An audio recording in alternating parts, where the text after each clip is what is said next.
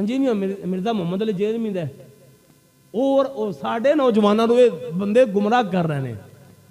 Engineer Mirza Muhammad Ali और जाकिर नालैक और ये मिर्जा पता है मिर्जा भी यही गल आंदा है। मिर्जा भी आंदा कि नबी है गौस है कुतुब अबदाल है। मिर्जा मुहम्मद अली इंजीनियर जड़ा है ये आंदा है कि मदद मांगना हराम है। जिस तरह जाकिर नालैक इस तरह मिर्जा का भी कीदा इन्ना मर गई है।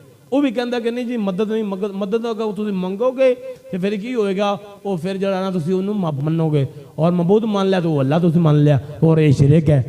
ये पता नहीं कितों हदीस पढ़ रही हैं और हदीस एवं बुखारी से मुस्लिम कोई हदीस पाक नहीं।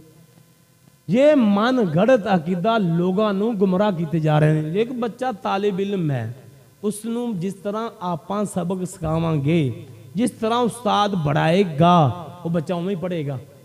हुण वो स्टूडेंट जो उनके को पढ़ रहे हैं जिस तरह तरबियत करेगा अगो उस तरह ही वो जाएंगे।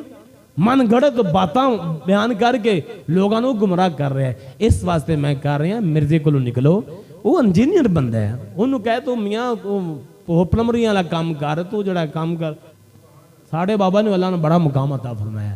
साढ़ा एक तो वेखो ना आंदे बाबे शायद को नहीं वेखो ना साढ़े गौस वर्गा को बाबा तो लिया ना बाबा एक बाबा पेश कर देन। साढ़े दाते वर्गा को बाबा लिया ना पेश कर देन। साढ़े ख्वाजा बाबा फरीद वर्गा बाबा लिया पेश कर देन। आज अब वेखो जी ये साढ़ा भी बाबा है। ये अल्लाह रब्बुल आलमीन जो अकीदा अता फरमाया सुनिया नु अगर ये वली और बाबे अल्लाह ने अता फरमाया सुनिया नु अल्लाह ने अता फरमाया।